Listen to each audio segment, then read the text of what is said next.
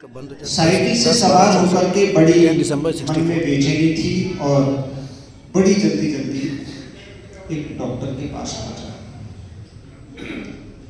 जब एक डॉक्टर के पास पहुंचा तो डॉक्टर से कहा कि डॉक्टर साहब, मेरे भाई की तबीयत खराब है, आप मेरे साथ चलकर के देख लीजिए। डॉक्टर ने कहा कि मैं देखने जाता हूं तो 500 रुपए मेरी फीस होती है। ये किसी के लिए व्यक्तिगत नहीं है डॉक्टर साहब, उदाहरण दे रहा हूं, तो मैंने चिंतन किया है, पढ़ा है। तो उसने कहा कि मैं घर पे देखने को जाता हूं तो 500 रुपए फीस लेता हूं, यहां पर लाएंगे तो मेरी 200 रुपए फीस है आपकी। उसने कहा डॉक्टर साहब, मेरे लिए पैसे का बहुत मूल्य नहीं है, बस मैं ये चाहता हूं कि मेरे भाई की जान बच जाए, वो ठीक हो जाए, वो स्वस्थ हो जाए, ये मेरे लिए महत्व। डॉक्टर ने कहा ठीक है, मैं घर चलूंगा, पर मेरे पास जाने के लिए कुछ साधन नहीं है। जैसे ही उसने ये बोला तो वो जो 35 वर्ष का युवक था वो भाग करके इधर उधर ढूंढता हुआ एक रिक्शे को पकड़ के लाया और उसने कहा कि आप इस रिक्शे के द्वारा चलिए, और रिक्शे वाले से बोला कि भाई तुम चलो, मैं तुम्हारे पीछे अपनी साइकिल से। रिक्शे वाला उस डॉक्टर को लेकर के गया और वो पीछे पीछे चला।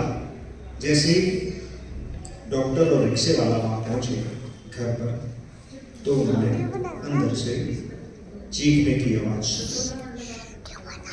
जैसे ही चीखने की आवाज सुनी, रोने की आवाज सुनी, तो रिक्शे वाले को समझ में आ गया कि अब इसका भाई। डॉक्टर भी नीचे उतरे और जाकर के उन्होंने देखा उस भाई को, तो उन्होंने कहा ये जीवित नहीं रहा। परंतु इसी बीच में वो जो साइकिल पे भाई आ रहा था वो भी घर पहुंच गया, और रिक्शे वाला इस सीन को, इस दृश्य को देखा। जैसे ही उसने ये दृश्य देखा तो उसके अंदर भी संवेदनाएं, भावनाएं, उसकी भी आंखें भर आई, और फिर उसने एक और दृश्य देखा कि डॉक्टर साहब ने कहा कि मैं अब चलता हूं। तो उसने भी कहा कि ठीक है डॉक्टर साहब।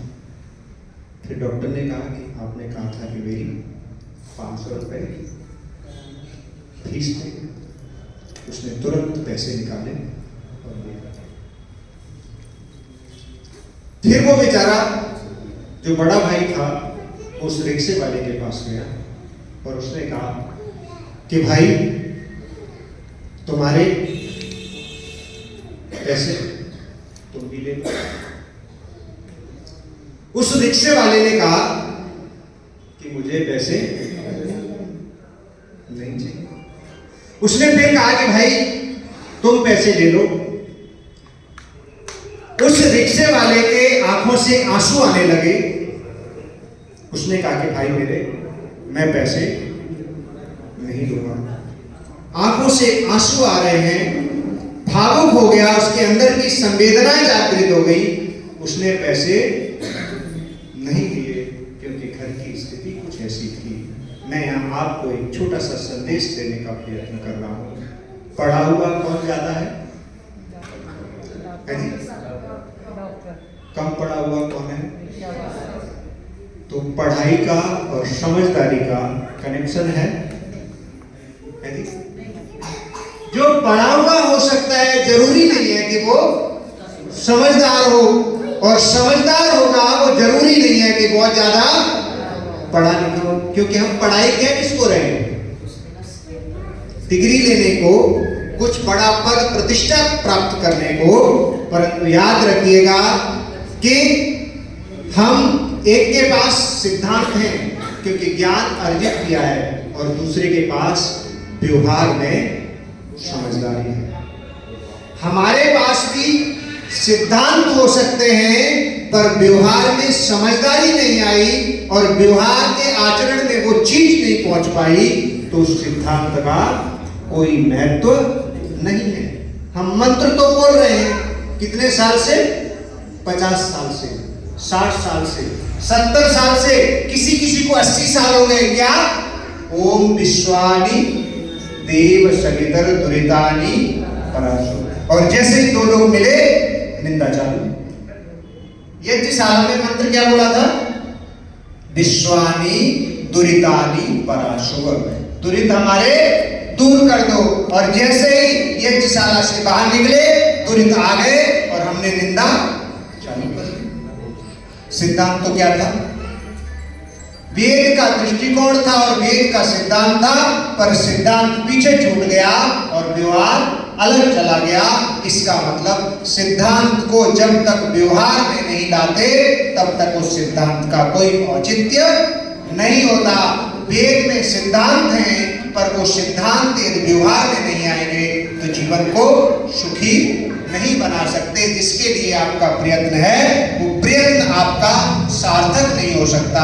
इसलिए मैंने एक छोटा सा संदेश देने की कोशिश की है कि ज्ञान और समझदारी कई बार ये मिल भी जाते हैं और कई बार इनका कोई कनेक्शन नहीं होता है। इसलिए ज्ञान है तो उसे समझदारी, इसी को हमारे ऋषियों ने क्या नाम दिया है? विवेक। क्या नाम दिया है? विवेक। विवेक के साथ ज्ञान को जोड़ा जाए तो वो उपयोगी हो जाता है, और ज्ञान को विवेक के साथ नहीं जोड़ा गया तो वो आपके किसी काम का नहीं है। दूसरे को बताने के लिए आप डॉक्टर हो सकते हैं, दूसरे को बताने के लिए आप ज्ञानी हो सकते हैं, पर वो ज्ञान आपके जीवन का रूपांतरण नहीं कर पाता है।